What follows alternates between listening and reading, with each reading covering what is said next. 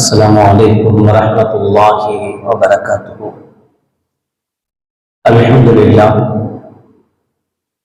لله نحمده ونستعينه ونستغفره ونعوذ بالله من شرور أنفسنا ومن سيئات أعمالنا. من يهده الله فلا مضل له ومن يضلل فلا هادي له. ونشهد أن لا إله إلا الله وحده لا شريك له ونشهد أن سيدنا ومولانا محمدا عبده ورسوله. اللهم صل على سيدنا مولانا محمد طب القلوب ودوائها وعافية الأبدان وشفائها ونور الأبصار وضيائها وعلى آله وصحبه وسلم. أما بعد فقد قال الله تعالى في القرآن العظيم والفرقان المجيد: أعوذ بالله من الشيطان الرجيم، بسم الله الرحمن الرحيم. يا أيها الذين آمنوا كتب عليكم الصيام كما كتب على الذين من قبلكم لعلكم تتقون. قال النبي صلى الله عليه وسلم: الصيام جنة أو كما قال عليه الصلاة والسلام. صدق الله العظيم وصدق رسوله النبي الكريم. سبحانك لا علم لنا إلا ما علمتنا إنك أنت العليم الحكيم. رب اشرح لي صدري ويسر لي أمري واحلل عقدة من لساني يفقهوا قولي. إن أريد إلا الإصلاح ما استطعت وما توفيقي إلا بالله. புகழ் அனைத்தும் அல்லாஹ் ஒருவனுக்கு உரித்தாகட்டுமாக. ஸலாத்து நம் கருணையும் ஸலாம் என்னும் ஈரேற்றமும் ஈர் உலக சர்தார் எம்பெருமானார் ரசூலே கரீம் ஸல்லல்லாஹு அலைஹி வஸல்லம் அவர்கள் மீதும் அவர்களுடைய அடிச்சுவடுகளை கடுகளவும் பிசகாது வாழ்ந்து வந்த உத்தம சத்திய சஹாபாக்கள், தாபிஈன்கள், தபா தாபிஈன்கள், நபிமார்கள், வலிமார்கள், ஷஹீதுகள் மற்றும் நம் அனைவர்கள் மீதும் ஏனைய இஸ்லாமியர்கள் மீதும் என்றென்றும் நிலவட்டுமாக ஆமீன். பெருமைக்கும் பெருமதிப்பிற்கும் உரிய பெரியோர்களே, அல்லாஹ்வின் நல்லடியார்களே, அல்லாஹ் ஜல்ல ஷானுஹு வ தஆலாவின் பெரும் கிருபையினால் ஷஅபான் மாதத்தினுடைய இறுதி ஜும்ஆவில் அமர்ந்திருக்கிறோம். ரமலானை நாளை அல்லது நாளை மறுநாள் எதிர்பார்த்து காத்திருக்கிறோம். இன்று மகரிபுக்கு பிறகு ரமலானுடைய திரையை தேடவிருக்கிறோம். இப்படிப்பட்ட ஷஅபானுடைய கடைசி ஜும்ஆவில் கண்மணி நாயகம் ரசூலுல்லாஹி ஸல்லல்லாஹு அலைஹி வஸல்லம் அவர்கள் சஹாபாக்களுக்கு ஹுதுபா செய்த, பிரசங்கம் செய்த நிகழ்வை சல்மான் ரலியல்லாஹு தஆலா அவர்கள் அறிவிக்கிறார்கள். خطبنا رسول الله صلى الله عليه وسلم في آخر يوم من شعبان. ஷஅபானுடைய கடைசி நாளில் நபிகள் நாயகம் ஸல்லல்லாஹு அலைஹி வஸல்லம் அவர்கள் எங்களுக்கு பிரசங்கம் செய்தார்கள்.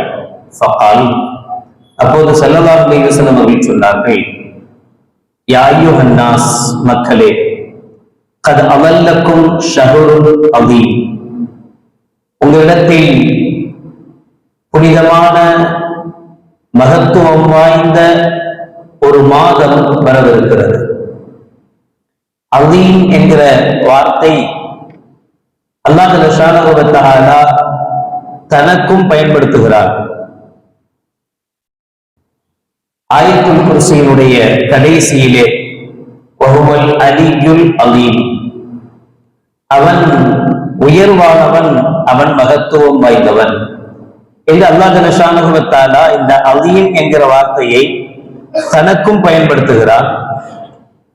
தன்னுடைய திருநபி கண்மணி நாயகம் ரசூலுல்லாஹி ஸல்லல்லாஹு அலைஹி வஸல்லம் அவர்கள் குறித்து இன்னக லஅலா ஹுலுகின் அதீம், நீங்கள் மகத்துவம் வாய்ந்த குணம் பெற்றிருக்கிறீர்கள் என்று நபிகள் நாயகம் ஸல்லல்லாஹு அலைஹி வஸல்லம் அவர்களுடைய குணத்துக்கும் அல்லாஹ் ஸுப்ஹானஹு வ தஆலா அதீம் என்கிற வார்த்தையை பயன்படுத்துகிறார். குர்ஆனுக்கும் அல்லாஹ் ஸுப்ஹானஹு வ தஆலா வல் குர்ஆனல் அதீம், மகத்துவம் வாய்ந்த குர்ஆன் என்று குர்ஆனுக்கும் அந்த வார்த்தையை அல்லாஹ் பயன்படுத்துகிறார். அதே வார்த்தையை கண்மணி நாயகம் ரசூலுல்லாஹி ஸல்லல்லாஹு அலைஹி வஸல்லம் அவர்கள் புனிதமான ரமலானுடைய மாதத்துக்கு அது அவல்லக்கும் ஷஹ்ருன் அதீம், உங்களிடத்தில் மகத்துவம் வாய்ந்த ஒரு மாதம் வரவிருக்கிறது என்று சொல்கிறார்கள். அல்லாஹ்வுக்கு பொருத்தமான, ஸல்லல்லாஹு அலைஹி வஸல்லம் அவர்களுடைய குணத்துக்கு பொருத்தமான குர்ஆனுக்கு சொல்லப்படுகிற வாசகம் ஒரு மாதத்துக்கும் சொல்லப்படுகிறது என்றால் அந்த மாதம் எவ்வளவு உயர்வானது, எவ்வளவு புனிதமானது என்பதை அந்த வார்த்தையில் இருந்து நம்மால் உணர முடியும். ஸல்லல்லாஹு அலைஹி வஸல்லம் அவர்கள் தொடர்ந்து சொல்வார்கள், ஷஹ்ருன் முபாரக்குன், வருகிற அந்த ரமலானுடைய மாதம் பரக்கத் பொருந்திய மாதம், பரக்கத் நிறைந்த மாதம். அந்த மாதத்தில் அல்லாஹ் ஸுப்ஹானஹு வ தஆலா ஏழை எளியவர்களுக்கும் சிரமப்படுபவர்களுக்கும் கஷ்டப்படுபவர்களுக்கும் ஏதாவது ஒரு வகையில் ஏதாவது ஒரு நிலையில் அல்லாஹ் ஸுப்ஹானஹு வ தஆலா அந்த மாதத்தை அவர்களுக்கு பரக்கத்தான மாதமாகவே ஆக்கி கொடுக்கிறார். வியாபாரங்களில் அல்லாஹ் பரக்கத்து செய்கிறான், பரக்கத்து கிடைக்கிறது. அதில் வருகிற வருமானத்தின் மூலமாக ஏழை எளியவர்களுடைய சிரமப்படுபவர்களுடைய வாழ்வாதாரத்தை உயர்த்துவதற்கு நாம் சிரமப்படுகிறோம், நாம் பயன்படுகிறோம், அல்லாஹ் நம்மை பயன்படுத்துகிறான். இப்படி அந்த மாதம் எல்லோருக்குமாக, குழந்தைகளுக்கும் பரக்கத்தான மாதமாக, மற்ற மாதங்களில் இல்லாத சந்தோஷம் அல்லாஹ் ஸுப்ஹானஹு வ தஆலா இந்த புனிதமான ரமலானுடைய மாதத்தில் தருகிறார். இளைஞர்களுக்கும் அது சந்தோஷமான மாதமாக, சமுதாயத்தினுடைய எந்த பிரிவினரும் இல்லாமல் எல்லோருக்கும் சந்தோஷத்தை தருகிற பரக்கத் பொருந்திய மாதமாக அல்லாஹ் ரமலான் என்கிற அந்த புனிதமான மாதத்தை ஆக்கி இருக்கிறார். ஷஹ்ருன் ஃபீஹி லைலத்துன் கைருன் மின் அல்ஃபி ஷஹர், 1000 மாதங்களை விட சிறந்த ஓர் இரவை பெற்றிருக்கிற புனிதமான மாதம், லைலத்துல் கத்ர் என்கிற புனிதமான நாளை பெற்றிருக்கிற புனிதமான மாதம் உங்களிடத்தில் வரவிருக்கிறது. ஜஅலல்லாஹு ஸியாமஹு ஃபரீலா, அல்லாஹ் ஸுப்ஹானஹு வ தஆலா அந்த மாதத்தில் நோன்பு நோன்பதை கடமையாக ஆக்கி இருக்கிறான், ஃபர்லாக ஆக்கி இருக்கிறான். ஒரு சிலரை தவிர யார் யாரெல்லாம் நோன்பு வைக்க தேவையில்லை என்கிற சட்டத்திட்டங்கள் உட்பட்டு இந்த ரமலானில் நாம் செய்ய வேண்டிய முதல் விஷயம் அதான். ரமலானுடைய சட்டதிட்டங்களை, நோன்புடைய சட்டதிட்டங்களை, நோன்பு நோட்பதனுடைய வழிமுறைகள், நோன்பு யாருக்கு விடுவதற்கு அனுமதிக்கப்பட்டிருக்கிறது, யார் கட்டாயம் விட்டாக வேண்டும் அப்படி இருக்கு ஒரு பிரிவு. எல்லோருக்கும் எப்படி நோன்பு கடமையோ அதுபோல சிலருக்கு கட்டாயம் விட வேண்டும் என்கிற நிர்பந்தமும் இருக்கிறது. பெண்களில் மாதவிடாய் பெண்கள் இருக்கிறாங்க, பிரசவத்திற்குள்ள பெண்கள் இருக்காங்க. அவங்க பரவாயில்ல, நான் அட்ஜஸ்ட் பண்ணிக்கிறேன், இதனால எனக்கு பெரிய சிரமம்லாம் கிடையாது, நான் என்னால நோன்பு வைக்க முடியும், மாதவிடாயினுடைய காலத்திலேயே என்னால் நோன்பு வைக்க முடியும், சக்தி இருக்கு, உடல் ஆரோக்கியம் இருக்கு, நான் நோன்பு வச்சுக்கிறேன் அப்படின்னு நோன்பு வச்சாலும் நோன்பு கூடாது அப்படின்னு என்ன அர்த்தம்? அவங்க நோன்பு வைக்க கூடாது. நோன்பு எல்லோருக்கும் கடமை என்பது போல சிலருக்கு, சில வகையினருக்கு அல்லாஹ் ஸுப்ஹானஹு வ தஆலா கண்டிப்பாக கூடாது என்கிறார். சிலருக்கு வசதி தருகிறார், பரவாயில்ல உங்க இஷ்டம், விட்டா விட்டுக்கலாம், விடலைன்னா வைக்கிறது நல்லது என்று அல்லாஹ் சொல்லுவார். பிரயாணத்தில் இருப்போம், கஷ்டம் இருக்கிறது, சிரமம் இருக்கிறது, நோன்பு வைக்க முடியாது என்றால் அல்லாஹ் வாய்ப்பு தருகிறார், வசதி தருகிறார், விட்டுக்குங்க பரவாயில்ல, ஆனா வச்சா நல்லது, அதையும் அல்லாஹ் சொல்லுவான். ஒரு பால் கொடுத்து கொண்டிருக்கிற தாய் இருக்கிறார், குழந்தை பெத்துட்டா, குழந்தைக்கு பால் கொடுத்துட்டு இருக்கிறார். ஒரு சரியான இஸ்லாமிய மார்க்கம் அறிந்த மருத்துவர், நாம இந்த வார்த்தையை அடிக்கடி சொல்லிட்டே இருப்போம். காரணம் என்னன்னா, எல்லா டாக்டரும் சொல்றதை அட்வைஸா ஏற்றுக் கூடாது. இது மாதிரியான மார்க்க சட்டத்துக்கு எந்த டாக்டருடைய அட்வைஸ் தேவைன்னா அந்த டாக்டருக்கு மருத்துவமும் தெரிந்திருக்கணும், மார்க்கமும் தெரிந்திருக்கணும். மார்க்கம் தெரியாமல் வெறும் மருத்துவம் தெரிந்த டாக்டருடைய அட்வைஸ் இல்ல, மார்க்கமும் தெரிந்த மருத்துவருடைய அட்வைஸ் வேணும். ஒரு டாக்டர் அம்மா சொல்றாங்க, இல்ல நோம்பு வச்சீங்கன்னா குழந்தையினுடைய ஆரோக்கியம் கெடும், உன்னுடைய ஆரோக்கியம் கெடும், அதனால குழந்தைக்கு இந்த காலகட்டத்தில் கம்பல்சரி தாய்ப்பால் கொடுத்தே ஆகணும். அப்படி தாய்ப்பால் கொடுக்கும் போது உன்னுடைய பலகீனம் ஏற்படும், பலகீனத்தை தாங்க முடியாது, நோம்பு விடு என்கிற வார்த்தை இருந்தால் அந்த தாய்க்கு மார்க்கம் அனுமதி கொடுக்கும். அவளும் அப்படி நினைக்கிறா, அந்த தாயும் நமக்கு உடம்பு பலகீனமாயிடும், முடியாம போயிடும் நினைக்கிறாங்க. அப்பெல்லாம் ஒண்ணு இல்லையே, நல்லா தானே இருக்கேன், பால் கொடுக்கறதுனாலதான் ஒண்ணு எனக்கு ஒண்ணு ஆகாத, நான் வச்சு பாக்குறேன் அப்படின்னு ஒரு பெண், ஒரு தாய் ஒரு நோம்பு வைக்கிறாங்க. இடையில முடியாம போகுதுன்னு வச்சுக்குவோம், ஓவர்ல மதிய நேரத்துல அவங்களால தாங்க முடியல, தப்பே கிடையாது, நோம்பு விட்டுருலாம். அப்பவே எப்ப அவங்களுக்கு சிரமம் வருதோ அப்ப நோம்பை விட்டுட்டு அந்த ஒரு நோம்பு பின்னாடி கல்லா செஞ்சுக்கலாம். அவங்க அந்த 30 நோம்பும் வைக்கவே முடியலையா, குழந்தைக்கு பால்லாம் கொடுத்து மறு வருஷத்துக்குள்ள அடுத்த ரமலானுக்குள்ளாக அந்த 30 நோன்பை எப்படியாவது மாசத்துல 3, 5 எப்படியோ வச்சு அந்த 30 நோன்பையும் கல்லா செய்யலாம். இது மார்க்கம் அனுமதி தருகிற வகை. இது போல அனுமதிக்கப்பட்டவர்களும் இருக்கிறார்கள். இப்ப நபிகள் நாயகம் ஸல்லல்லாஹு அலைஹி வஸல்லம் அவர்கள் சொன்னார்கள், இது புனித மாதம். அதனாலதான் ஒரு ஹதீஸ்ல ஒரு விஷயத்துல இமாம்கள் சொல்வாங்க, ரமலானுடைய ஒரு நோன்பு நமக்கு விடுபட்டு போனால் அந்த ஒரு நோன்புக்காக வருஷம் முழுவதும் நோன்பு இருந்தாலும் கூட இந்த ஒற்றை நோன்புக்கு ஈடாகாது, கடமை தீர்ந்துடும். ரமலான்ல ஒரு நோன்பு விட்டுட்டோம், ரமலானுக்கு பிறகு அந்த ஒரு நோன்பை வச்சுட்டா கலா செஞ்சுட்டா போதும், முடிஞ்சிடும். ஆனா ரமலானில் விட்ட இந்த நன்மை அந்த ஒத்த நோன்புக்கு கிடைக்குமான கிடைக்காது. ரமலானில் விடுவது போல, ரமலானுடைய நோன்பை போல மற்ற மாதத்தினுடைய நோன்பு ஈடாகாது.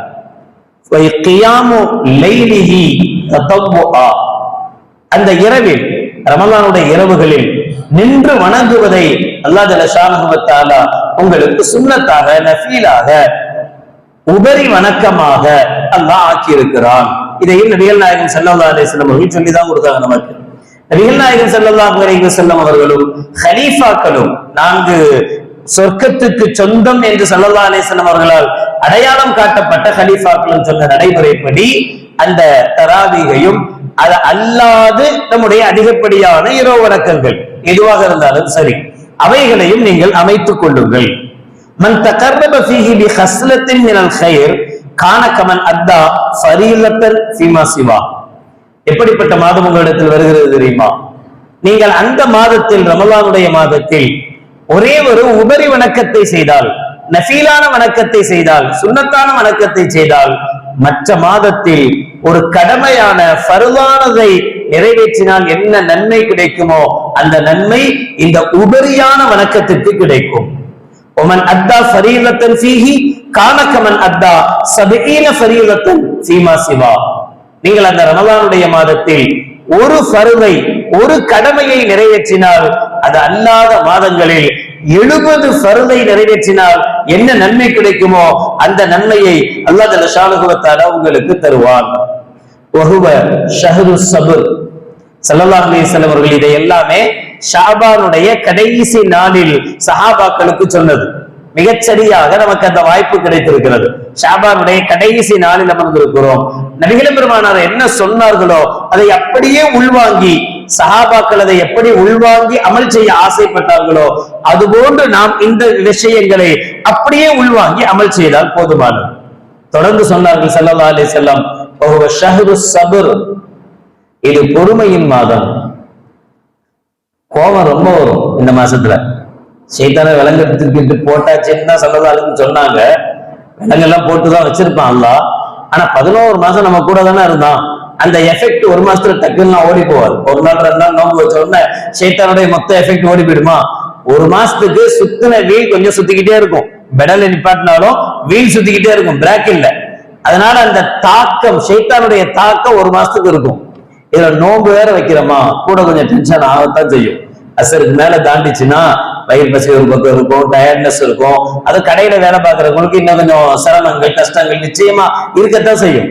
அந்த சிரமங்களோட சேர்த்து ஒரு விஷயம் வரும்போது கோபம் அதிகமாவே வரும். இந்த மாசத்துல ஸல்லல்லாஹு அலைஹி வஸல்லம் சொன்னாங்க, கோபம் வரும் ஆனா அடக்கணும். ஒரு ஷஹ்ரு ஸப்ர்.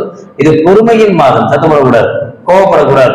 எந்த ஒரு வார்த்தையா இருந்தாலும் நாம என்ன வார்த்தை பேச போகிறோம் என்பதை ஒரு நொடி சிந்திச்சு பேசணும். வார்த்தையை விட்டுட்டா அப்புறம் திருப்பி வாங்க முடியாது. அது பலருடைய மனசை காயப்படுத்திடும். அதனால இந்த மாதம் அடுத்தவர்களை காயப்படுத்துகிற, அடுத்தவர்களை கஷ்டப்படுத்துகிற, நாம் கோபப்படுத்துகிற மாதமாக இருக்கக்கூடாது. வஹுவ ஷஹ்ரு ஸப்ர். சொல்லிவிட்டு ஸல்லல்லாஹு அலைஹி வஸல்லம் சொல்றார், சும்மா முதல்ல ஷஹ்ர அலீம், ஷஹ்ர முபாரக் அப்படின்னு சொல்லிட்டு சும்மா போயிட்டாங்க. ஆனா இந்த வஹுவ ஷஹரு சபர்னு சொல்லிட்டு ஸல்லல்லாஹு அலைஹி வஸல்லம் சொல்கிறார்கள், வஸ்ஸபர் ஸவாபுஹு அல் ஜன்னா. பொறுமை எவ்வளவு உயர்தரமானது தெரியுமா? பொறுமையினுடைய கூலி சொர்க்கம்தான். நீங்க நோன்பு வச்சு உங்களுடைய கோபத்தை அடக்கி கொஞ்சம் நிதானத்தோட பொறுமையோட, கஞ்சி ஊத்துற இடத்துல சண்டை வரும், கஞ்சி ஊத்தும் போது கோபம் வரும், கஞ்சி ஊத்துற இடத்துல கஞ்சி நோன்பு திறக்கிற இடத்துல சேர்ந்து உட்காரும் போது கோபம் வரும். நாம ஒரு 4 பேரா செட்டா போயிருப்போம், 3 பேர் உட்கார்ந்து இருப்போம், ஒருத்தர் வரதுக்குள்ள இன்னொருத்தர் வந்து உட்கார்ந்துருவாரு. நீங்க எண்டிங்க அங்க போய் உட்காருங்கன்னு நம்ம சொல்லுவோம், அவரு கோவப்படுவாரு, உங்க வீட்டு கஞ்சா உன் இஷ்டத்துக்கு சொல்ற, தேவைன்னா நீ எஞ்சிக்கோ அப்படின்னு அவர் சொல்லுவாரு. இல்ல என் ஃப்ரெண்ட் ஒருத்த வர்றான், துண்டு போட்டு வச்சிருக்கேன், எல்லாம் வரும், எல்லா பிரச்சனையும் வரும். நமக்கும் கோபம் வரும், நாம சொல்றதுனால அவருக்கும் கோபம் வரும். கோபம் வரக்கூடாது. அந்த கோபம் வரும்போது அன்னைக்கு நீங்க உட்காருங்க, நாங்க ஒன்னா உட்கார்ந்துக்கிறோம், நம்ம டக்குன்னு நினைச்சிடும் அடுத்த தட்டுக்கு போயிடுமே தவிர அடுத்தவங்க மேல நம்முடைய கோபத்தை காட்டக்கூடாது. அதனால ஸல்லல்லாஹு அலைஹி வஸல்லம் சொல்கிறார்கள், வஸ்ஸப்ரு ஸவாபுஹு அல் ஜன்னா. நீங்க பொறுமை காட்டால் அந்த பொறுமைக்குண்டான கூலி சொர்க்கம். சும்மா ஷஹ்ருல் முவாசாத், இது உங்களுக்குள் ஒருவருக்கொருவர் நீங்கள் உன்சத்தாக அன்பாக பழகுகிற மாதம். ஸல்லல்லாஹு அலைஹி வஸல்லம் இந்த மாசத்துலயும் சண்டை பிடிச்சிட்டு அடிச்சுக்கிட்டு இது கூடுமா அது கூடுமா மண்டை உடைக்கலாம் செய்யாதீங்க. இது ஷஹ்ருல் முவாசாத், இது ஒருவருக்கொருவர் அன்பை பரிமாறிக்கொள்கிற மாதம். ஷஹ்ருல் யுஸாது ஃபீஹி ரிஸ்குல் முஃமின், இந்த மாதத்தில் அல்லாஹ் ஜல்ல ஷானஹு வ தஆலா ஒரு முஃமினுடைய ரிஸ்கை அதிகரிக்கிற மாதம். ரிஸ்க் நான் ஏற்கனவே சொல்லியிருக்கேன், எல்லாம் ரிஸ்க். நம்முடைய கண் பார்வை, நம்முடைய செழிப்புடன், நம்முடைய உடல் ஆரோக்கியம் எல்லாம் ரிஸ்க். பணம், பொருளாதாரம், சம்பாத்தியம் எல்லாம் ரிஸ்க். நபிகள் ஸல்லல்லாஹு அலைஹி வஸல்லம் ஷஹ்ருல் யுஸாது ஃபீஹி ரிஸ்குல் முஃமின், இது முஃமினுடைய ரிஸ்கை அதிகப்படுத்தக்கூடிய மாதம். ومن أشبع صائما سقاه الله من حوضي شربة لا يظمأ حتى يدخل الجنة. இந்த மாதத்தில் யாராவது ஒருவர் ஒரு நோன்பாளிக்கு அவருடைய தாகத்தை தணிக்க இவர் உதவி செய்தால் அல்லாஹ் ஜல்ல ஷானஹு வ தஆலா நாளை மறுமையில் ஹவுலுல் கௌசர் என்கிற என்னுடைய தடாகத்திலிருந்து அல்லாஹ் அவருக்கு தாகம் தணிப்பான், நீர் கொடுப்பான். அந்த தண்ணியை அவர் குடிச்சா அதுக்கு பிறகு அவருடைய நீண்ட காலம் தானே மறுமை என்பது, அளவே இல்லாத காலம். அதுக்கு பிறகு அவருக்கு தண்ணீரே தாகமே ஏற்படாது. ஹவுலுல் கௌசருடைய விசேஷம் என்ன? அதை ஒரு முறை பருகினால் எப்படி ஜம்சம் தண்ணிக்கு ஒரு சிறப்பு இருக்கிறதோ அதுபோல நாளை மறுமையில் ஸல்லல்லாஹு அலைஹி வஸல்லம் கரத்தால் வாங்கி பருகுகிற நபிகள் என்னுடைய ஹவுல் என்று சொன்ன ஹவுலுல் கௌசர் தடாகம் இருக்க, அதிலிருந்து ஒரு மிடர் தண்ணீர் வாங்கி குடிச்சிட்டா அதுக்கு பிறகு தண்ணீருடைய தாகமே ஏற்படாது. இது அல்லாஹ் யாருக்கு கொடுக்கிறான்? யார் ஒருவர் ஒரு நோன்பாளிக்கு தாகம் தணிக்க காரணமாக இருக்கிறாரோ அவருக்கு அல்லாஹ் ஜல்ல ஷானஹு வ தஆலா நாளை மறுமையில் என்னுடைய ஹவுலில் இருந்து நீர் புகட்டுவான். அவர் சொர்க்கத்தில் நுழையும் வரை அவருக்கு தாகமே எடுக்காது.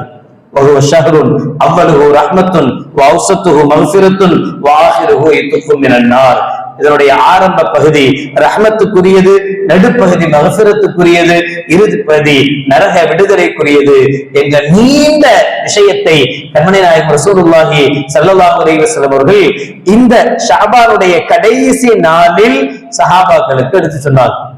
நீங்க இந்த மாதத்தை எப்படி வரவேற்கணும், இந்த மாதத்துக்கு நீங்க உங்களை எப்படி தயார்படுத்திக் கொள்ளணும். இது ஒரு மகத்துவம் வாய்ந்த மாதம், அவீமான மாதம். எப்படி அல்லாஹ் அலியுல் அலீம், அவன் மகத்துவம் வாய்ந்தவன்னா அவனுக்கு தூக்கமே கிடையாது. அவன் தூங்குறானா? அல்லாஹ் தூக்கமே இல்லை. இந்த மாதத்தை நாம் பெருமைப்படுத்துவதாக இருந்தால் நாம் கொஞ்சம் நம்முடைய தூக்கத்தை தியாகம் பண்ணணும், நீண்ட நேரம் நின்று வணங்கணும், நம்முடைய தேவைக்காக, நம்முடைய மகஃபிரத்துக்காக, நம்முடைய பாவ மன்னிப்புக்காக நாட்களை நேரங்களை இதற்கென்று தனியா ஒதுக்கணும்.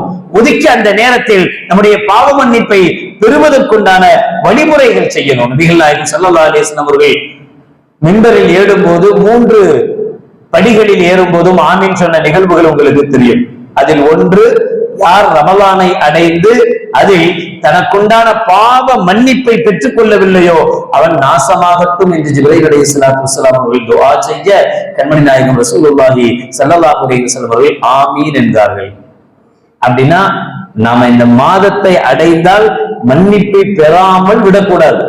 நம்ம மன்னிப்பை பெறுவதற்கு என்னென்ன வழிகள் இருக்கிறதோ எல்லா வழிகளிலேயும் ரமலானுடைய மாதத்தில் மன்னிப்பை பெற முயற்சிக்க வேண்டும் என்கிறார்கள் கண்மணி நாயகம் ரசூலுல்லாஹி ஸல்லல்லாஹு அலைஹி வஸல்லம் அவர்கள். அவ்வளவு புனிதமான ஒரு மாதம் நம்மை எதிர்நோக்கி இருக்கிறது. அதை இன்று இரவோ அல்லது நாளையோ நாம் அடையவிருக்கிறோம். முதல் விஷயமாக ரமலான் நம்மள்ட்ட எப்படி வரும் அப்படின்னா பிறையின் மூலமா தான் வரும். பிறைய பார்த்தா ரமலான் ஆரம்பம் ஆயிடுச்சுன்னு அர்த்தம். பிறைய பார்க்கலன்னா ரமலான் ஆரம்பமாகலன்னு அர்த்தம். நமக்கு பிரச்சனையும் அங்கே இருந்தா ஆரம்பிக்கும். ஆமா, அதனால கொஞ்சம் பொறுமையா இருக்கும். இது சபருடைய மாதம். 6:30 மணி 6:20 6:21 மகரிபு முடியறதுக்காக 6 மணி ஆகும். அஸ்ஸலாமு அலைக்கும் சலாமாவது கொடுக்க முடியல மாதிரி சொல்லுவீங்க. 6:25 போன் பண்ண அஜத் புறப்பாத்தாச்சா எங்க அஜத் எங்க இருப்பாரு? அல்லாஹ் மாதிரி தொழுகையில இருப்பாரு. மகிழ் தொழுதாலும் பரவாயில்ல, அஜத்துக்கு போன் அடிக்கணும். எடுத்துட்டா சரி, இல்லைன்னா சரி. முடிஞ்ச உடனே பார்த்தாச்சா பார்த்தாச்சா பார்த்தாச்சா என்ன செய்ய போறீங்க? பார்த்தாச்சுன்னு தெரிஞ்சு என்ன செய்ய போறோம்? 9 மணிக்கு தராரு. அதுக்கு முன்னாடி தெரிஞ்ச போதாதா?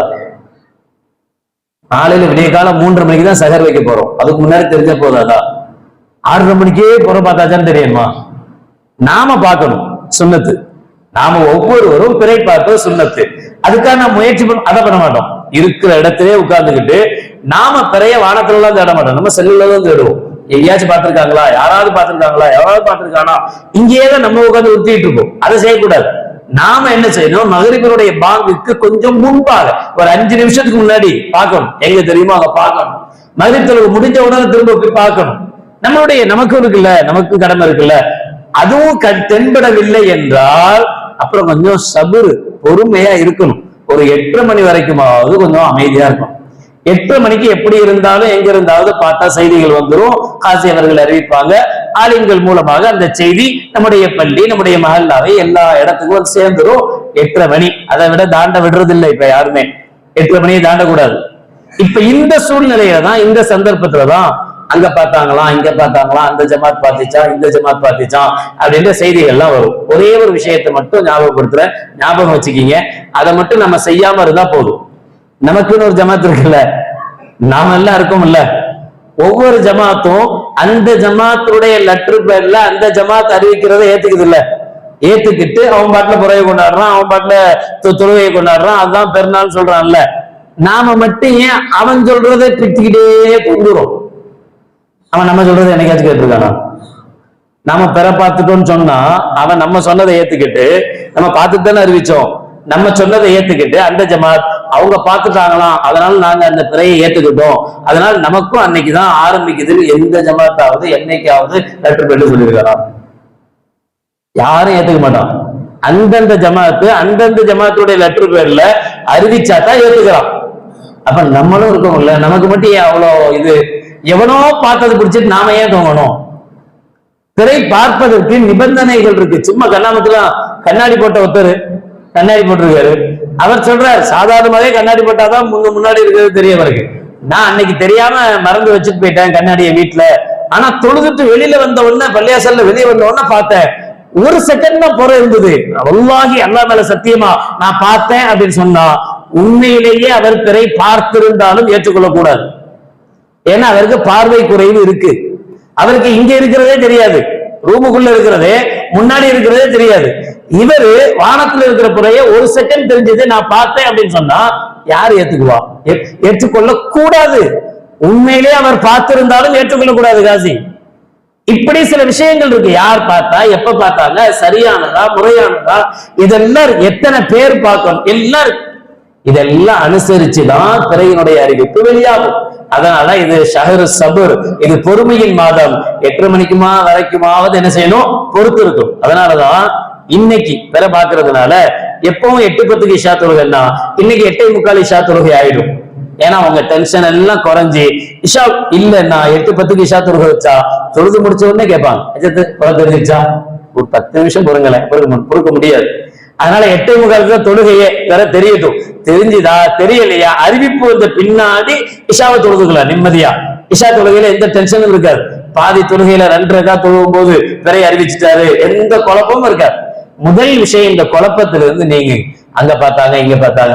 நாம எங்க பார்த்தோமோ, நம்ம எங்க பார்த்ததனுடைய அறிவிப்பு முறையான அறிவிப்பு வருகிறதோ, அந்த முறையான அறிவிப்பை வாங்கி ஆளுங்கள் நம்மளை எப்படி வழிநடத்துகிறார்களோ அதன்படி நாம் அதுக்கு உண்டான மரியாதையை கொடுத்து நாம் அதை செய்ய முயற்சி பண்ணணும். முதல் விஷயம். இரண்டாவது, அல்ஹம்துலில்லாஹ் ரமலானுடைய இது ஆரம்பிச்சிச்சுன்னா நோன்பு வச்சிருவோம் இன்ஷா அல்லாஹ். காலையில நோன்பு வைக்கிறதுக்கு ஒரு ஹதீஸ் எப்பவுமே நான் விவரமாவும் பேசியிருக்கேன் ஒரு சில வாரங்கள்ல. அப்ப நோன்பை பிற்படுத்தணும், சஹரை பிற்படுத்தணும், இஃப்தாரை முற்படுத்தணும்னு சொல்லுவாங்க. ஸல்லல்லாஹு வார்த்தை இருக்கு. பிற்படுத்துறதுக்கு என்ன ரீசன், எவ்வளவு காலங்கள் பிற்படுத்தணும் அப்படின்னா, பாங்கு சொல்ற வரைக்கும் பிற்படுத்த கூடாது. இப்ப நம்ம பள்ளியிலையாவது பரவாயில்ல, வத்து வந்த உடனே பாங்கு சொல்லிடுறோம் எப்பவுமே. அல்ஹம்துலில்லாஹ் ரமலான்ல மட்டுமல்ல, எப்பவுமே சஹருடைய நேரம் முடிக்கும் நேரத்திலே பாங்கு சொல்லிடுவோம். எல்லா பள்ளியிலையும் அப்படி கிடையாது. நேரம் 20 நிமிஷம் 25 நிமிஷத்துக்கு அப்புறம் பாங்கு சொல்ற பள்ளிவாசல்கள் இருக்கு. பாங்கு சொல்றது சஹர் முடிவுக்கு உண்டான அடையாளம் அல்ல, பொதுவா புரிஞ்சுக்கீங்க. இப்ப ரொம்ப ஈஸி, நமக்கு டைமிங் பிக்சட் டைம் வந்துருச்சு. 4:20க்கு முடியுது, 4:10க்கு முடியுது, பிக்சட் டைம் வந்துருச்சு. இந்த டைம கொஞ்சம் முற்படுத்திக்கணும். 4:10 போட்டிருக்கா, 4:09 முடியும் போது 10வது நிமிஷத்துல சம்சாவை உள்ள தள்ளி அல்லது ஏதாவது ஒண்ணு உள்ள பழத்தை உள்ள அனுப்பிட்டு அப்புறம் தண்ணி அந்த 10:59 முடிஞ்சு 00 வரும்போது தண்ணியை உள்ள இறக்கணும்னு நினைக்க கூடாது. இப்படி சொல்லல ஸல்லல்லாஹு அலைஹி வஸல்லம். இன்னும் சொல்ல போனா அப்படி செஞ்சா நோன்பு கூடாம போயிடும். 4:10 ஷார்ப்பா முடியுதுன்னு வச்சுக்கோமே. நம்மளுடைய டைமிங் கொஞ்சம் முன்பின்னா இருக்கு, பாங்கு சொல்ற டைமிங் கொஞ்சம் முன்பின்னா இருக்கு, பள்ளியாசலுடைய டைம். ஏதாவது ஒரு பிரச்சனை வந்தா தொழுக அந்த நோன்பு வீணா போயிடும்.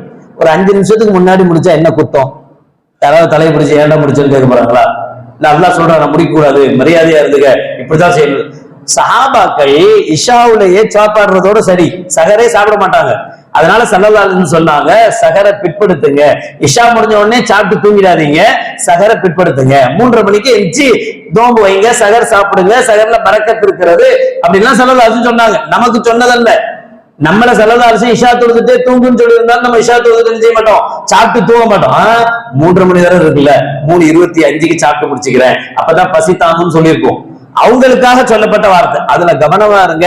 அவன் சொன்னா இவன் சொன்னா அவன் அப்படி இப்படி எல்லாம் காரணம் சொல்லி நம்முடைய நோன்பை பாழாக்கிடாதீங்க, இழந்துடாதீங்க. நோன்பு திறப்பதுக்கும் டைம் இருக்கு.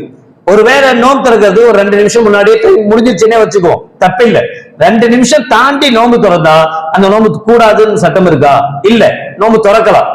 இன்னொன்னு சொல்றோம், பள்ளிவாசல் இந்த பள்ளின்னு இல்ல, நீங்க எந்த பள்ளியில போய் எங்க நோன்பு திறந்தாலும் சரி, அங்க என்ன டைம் பிக்ஸ் பண்ணிருக்காங்களோ, அவங்க எல்லாரும் எந்த டைம்ல நோன்பு திறக்கிறாங்களோ அந்த டைம்ல தான் நாமளும் நோன்பு திறக்கணும்.